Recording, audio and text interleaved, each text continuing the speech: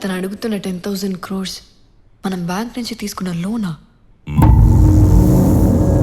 అంటే మనం బ్యాంక్కి కట్టాల్సిందా? ఇక కట్టాల్సిన అవసరం లేదురా.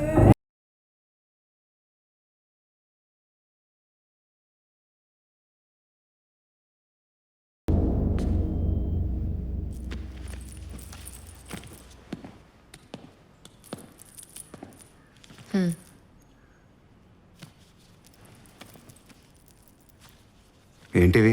Blank checks 22. నా ఎవ్రీ బర్త్డేకి నాకు బ్లాంక్ చెక్ ఇవ్వడం మా డాడీకి అలవాటు. నువ్వు మంచి కాజ్ కోసమే ఫైట్ చేస్తున్నావు అని నాకు అర్థమైంది. కానీ నువ్వు ఇక్కడ ఉండడం సేఫ్ కాదు. నువ్వు అనుకునే అంత ఈజీగా కాదు మా డాడీ. చాలా డేంజర్. ఈ చెక్స్తో నువ్వు అనుకుంటుంది ఏదో సాల్వ్ చేసుకుని ఇక్కడి నుంచి వెళ్ళిపో.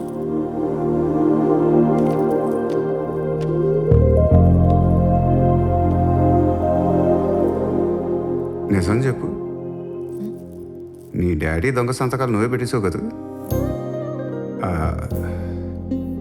నీ నుంచి ఎంతకంటే గొప్ప అని ఆశిస్తే నాదే తప్పు. మారుతారులే అబ్బా. ఎప్పుడు ఒకేలా ఉండిపోతారా ఏంటి? మనుషులు అన్నాక కొంచెం టైం ఇవ్వాలి. చిన్నపిల్లవి, నీకేం తెలియదులే, నేను చూసుకుంటా. హలో సార్, చిన్నపిల్ల ఏంటి? 12 చెక్లు కాదు సార్ ఇవి, 22. మీతో పెద్ద పిల్ల అనిపించుకోవాలంటే ఎన్ని చెక్లు ఇవ్వాలేంటి? ఓ 70-80 సరిపోతాయా? చిన్నపిల్ల అంట, చిన్నపిల్ల. ఏ కళావతి, కాలేస్తే పడిపోతాను తెలిస్తే అక్కడే వేసేవాడుగా. వేసేస్తా వేసేస్తా.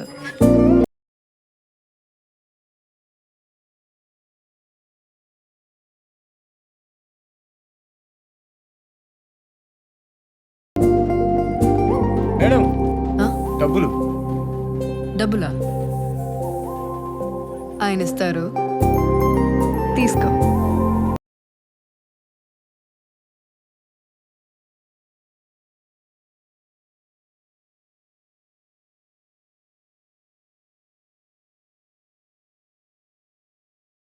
ఆగు బాబు, ఇదే వెళ్ళిగా.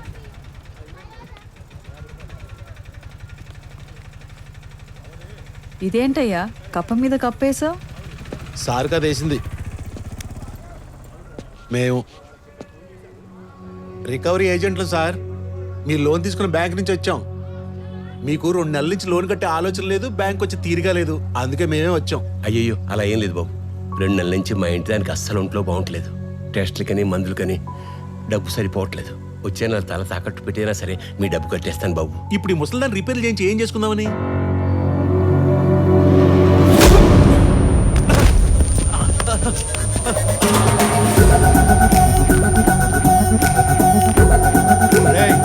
ఎవడా నువ్వు? కాలేజీలో చదువుకుంటున్నప్పుడు నీ పెళ్ళానికి బాయ్ ఫ్రెండ్ ఉండరా? రే, నా తర్వాత సురేష్ గారిని ఒక ట్రై చేశాడు. ఆడికి పడిందా లేదా డైరెక్ట్గా నువ్వేనా? ఏంటో నా పెళ్ళం గురించి పిచ్చి పిచ్చిగా మాట్లాడుతున్నావు? మరి ఆయన భార్య గురించి నీకెందుకురా? రెక్కలు ముక్కలు చేసుకొని డే నైట్ కష్టపడి డ్యూటీలు చేస్తూ లోన్లు కడతంటే వీళ్ళకి బెదిరింపులా?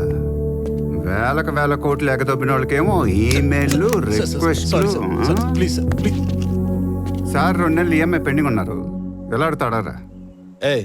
ఎప్పుడు కడతారు ఈఎంఐలు? సార్, మీరు 2 నెలల నుంచి లోన్ కట్టడం మర్చిపోయారు. మీరు వీలు చూసుకుని బ్యాంక్ వచ్చినా పర్వాలేదు, లేదా మీకు కంఫర్టబుల్ టైం చెప్తే మేము వచ్చి కట్టించుకుంటాం.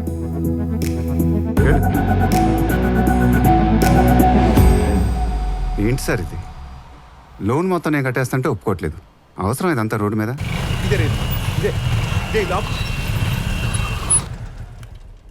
ఎవడ్రాడా? రారా బయటికి.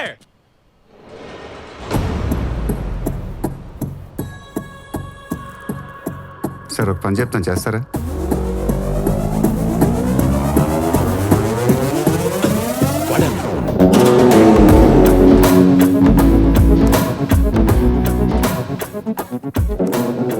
ఏంటమ్మా, ఏంటి చేయలేస్తుందంటే ఏంటి? అలా అయితే మాకు చాలా లేస్తాయి. మర్యాదగా ఈఎంఐలు కట్టేసి మా వాడికి సారీ చెప్పు. మాస్టారు, కట్టేయండి. కత్తి చూసారు కారిపందిరాడికి. అసలు రికవరీ ఏజెంట్లు అంటే ఎవరు అనుకుంటున్నారా? సముద్రంలో కానీ, ఆకాశం పైన కానీ, భూగర్భంలో కానీ ఎక్కడ దాక్కున్నా లాక్కొచ్చి మరీ లోన్లు కట్టించే కెపాసిటీ ఉన్నోడరా రికవరీ ఏజెంట్. అలాంటి రికవరీ ఏజెంట్ మీద చేసుకుంటావరా?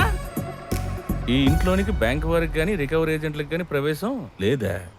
రాయ్ ఏంటా బోర్డుకి అర్థం ఏంట్రా? ఆ బోర్డుకి అర్థం ఏంటి? తమాషాలు చేస్తావేంటి? ఈ బోర్డు పిచ్చి లెగిసిపోతుంటే ముందా బోర్డు అయిపోయాడు.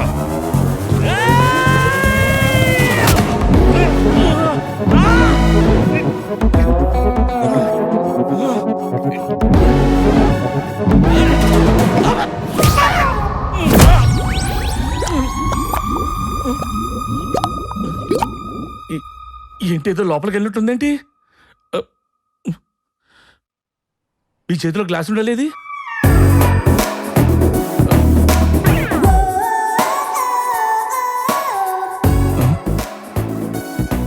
ఇదేంటండి బాబు, గ్లాస్ పంపించేటండి బాబు.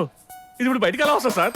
రికవరీ ఏజెంట్ కదరా, రికవరీ చేసి అయినా గ్లాస్ పంపించడం ఏంటి సార్? ఆడితో మాట్లాడనా వేసుకోడదబ్బా. మనం ఫ్లోలో అన్న మాటలన్నీ సీరియస్ గా తీసుకుంటున్నారు సారు. అయితే ఏంటి? గ్లాస్ అయితే ఏంటంటే బార్లకి థియేటర్లకి రాని కరోనా స్కూల్ ఎడితే వచ్చేస్తుందంట.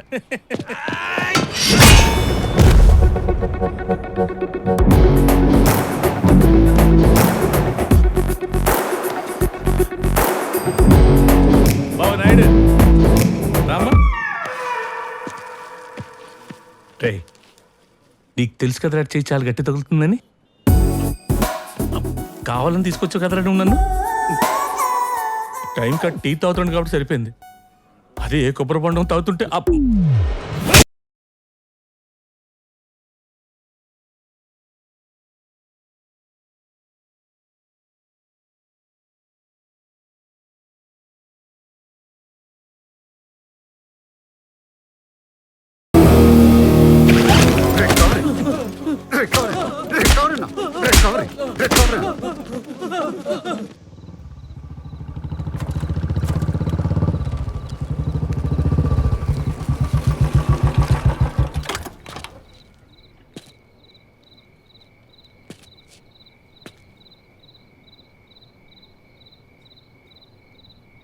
ఇదిగో బాబు,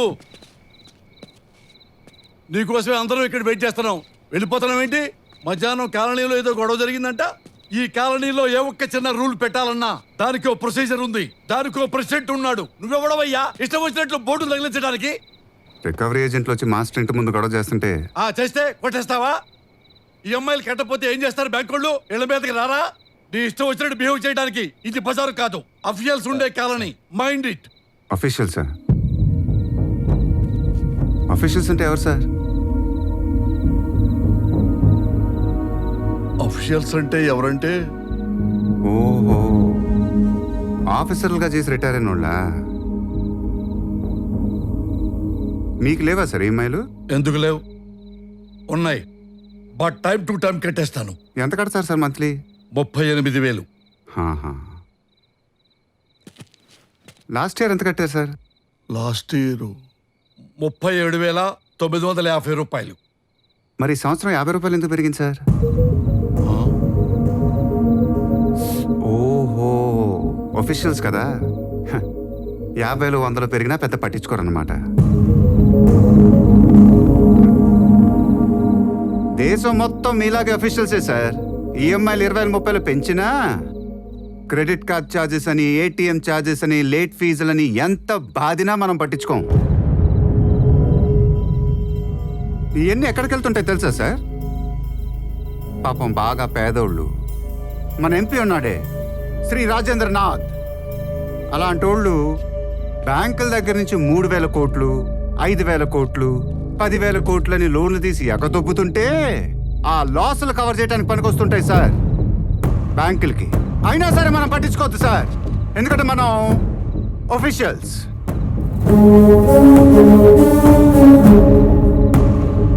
అదేంటయ్యా, ఆ లాసులు మొత్తం పబ్లిక్ తో కట్టిస్తున్నారా? మరి ఎవరు కడుతున్నారు సార్? స్టేట్ బ్యాంక్ ఆఫ్ 2019-20 16,000 కోట్లు లాస్.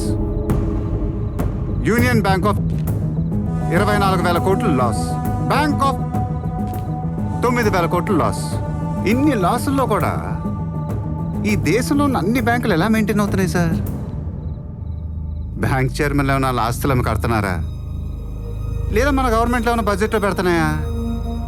మనమే సార్, మనలాంటి అఫీషియల్సే నెల అయ్యేసరికి వచ్చలు కారుస్తూ ఉన్నా లేకపోయినా తిన్నా తినకపోయినా భూమిలో బంగారం తాకట్టు పెట్టి మన లోన్లతో పాటు ఎక్కడినో లోన్లు కూడా కడుతున్నాం సార్.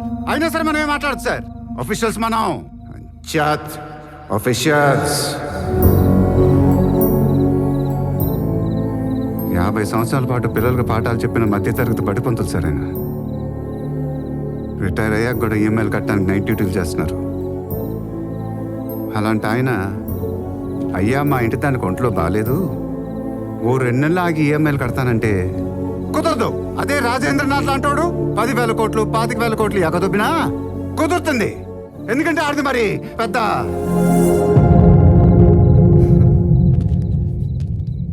నేను మీలాగా అఫీషియల్ కాదు సార్. జిడ్డు నా కొడుకుని నా కొడుకుని ఒంగో పెట్టి కక్కించేస్తాను సార్. మొత్తం కక్కించేస్తాను. అప్పటిదాకా లెక్కల మాస్టర్ ఈఎంఐ కట్టడు, ఆ బోర్డు అక్కడి నుంచి కదలదు.